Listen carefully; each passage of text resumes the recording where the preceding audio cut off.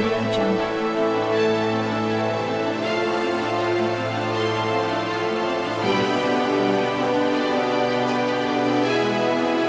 Jungle. Audio Jungle. Audio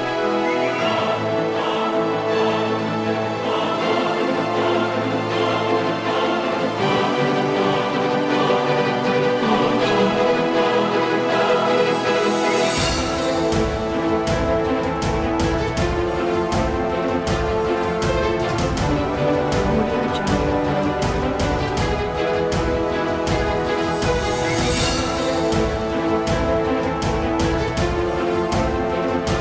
Audio Jungle.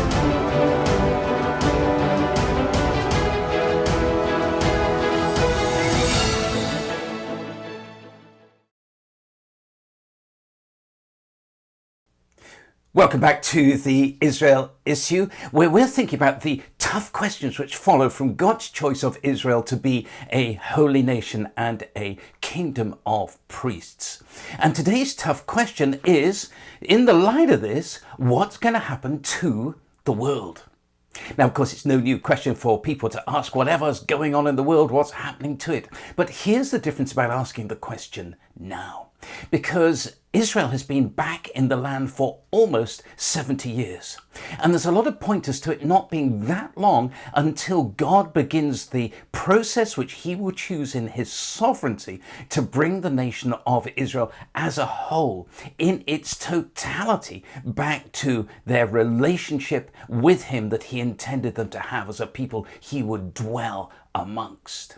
And if he's going to allow that process to happen, then at the same time, he's not going to let that happen to his treasured possession without taking the lid off the attitude, the view, the understanding, the mentality that the world has toward Israel, and indeed of the revelation that God has given both through and to the nation of Israel.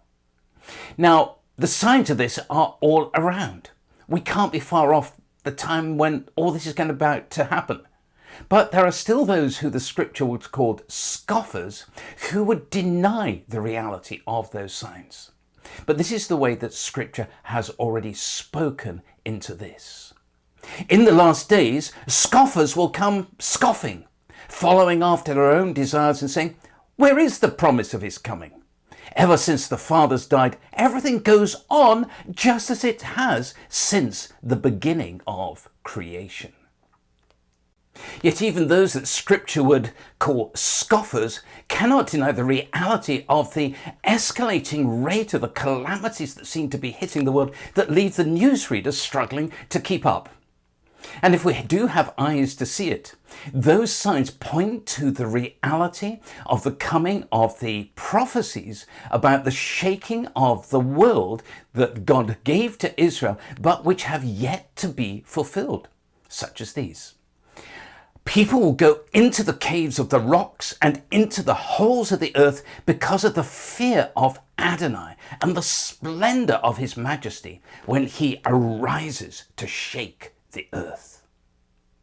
And I will make heaven tremble, and the earth will shake from its place at the wrath of Adonai in the day of his fierce fury.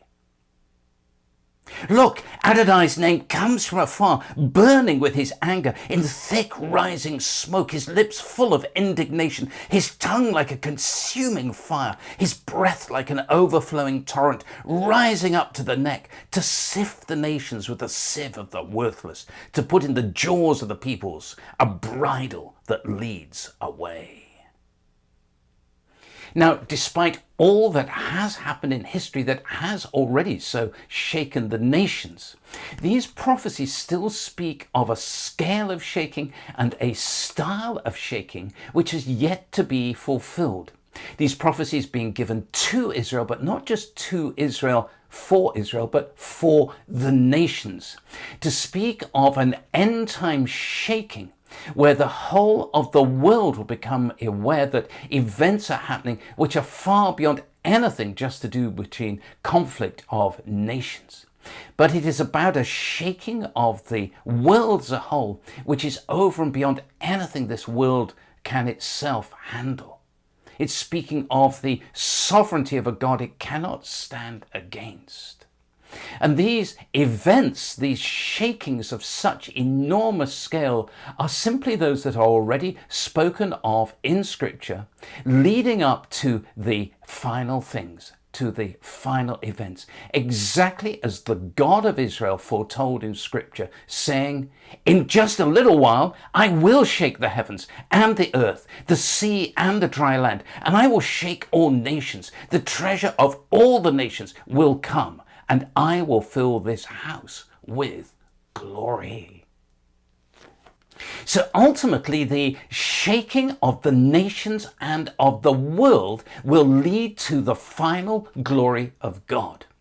And what God is presently permitting in this progressive build-up of world events is that the world reaches the point which is already prophesied by Joel, to that situation in which everyone and every nation has to choose one way or the other way regarding the God of Israel and regarding the revelation that he chose to give to and through the nation of Israel. Here's how Joel described that valley of decision. Multitudes, multitudes in the valley of decision. For the day of Adonai is near in the valley of decision. The sun and the moon becomes dark. The stars withdraw their brightness. Adonai will roar from Zion and give his voice from Jerusalem. Heaven and earth will shudder. And so there will be no individual person and no nation which will be able to avoid the reality of the valley of decision with all that it involves. There's no question about what's going to happen and what it's going to involve. The only question is when it's going to happen and how fast the build up to it actually will be. But then to this prophecy of Joel, we need to add how he then continues, which is by him saying, "But Adonai will be a refuge for his people and a safe place for the children of Israel." So there's only going to be one or other outcome for those who find themselves in the valley of decision. There won't be a sort of middle ground position, because it will all depend upon what people truly believe in their heart of hearts about what it means to be a child of Israel. Because only those who are truly children of Israel may receive that promise of the refuge, the safe place that God has for them amidst all the shaking of the world which will then go on. Here's how the writer to the Hebrews also put it. His voice shook the earth then, but now he is promising, "Yet once more I will shake not only the earth, but also the heavens." Now this phrase, "yet once more," shows the removal of those things that are shaken, that is, created things, so that what cannot be shaken may remain. And here's how he continues. "Therefore, since we are receiving a kingdom that cannot be shaken, let us show gratitude. Through this we may offer worship in a manner that is pleasing to God, with reverence and awe, for our God is a consuming fire."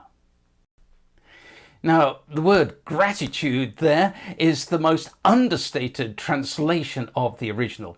We should really be brimming over with worship and thanksgiving to God for the way in which he has prepared us, not only for the things which are going to be increasingly happening in this world, but also preparing us for the coming kingdom. And not only just that we may receive personal benefit, but that we may be more effective witnesses to others who increasingly find themselves in the valley of decision about what it really means to be a child of Israel.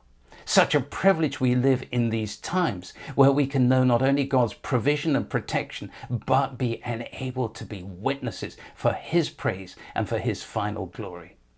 Now, if you'd like to think more about this, do go to our website, www.letthelion.roar.com. Go to the Israel Issue tab where you'll find today's episode and a short study which also goes with it. You'll also find previous episodes and studies you might now like to look at.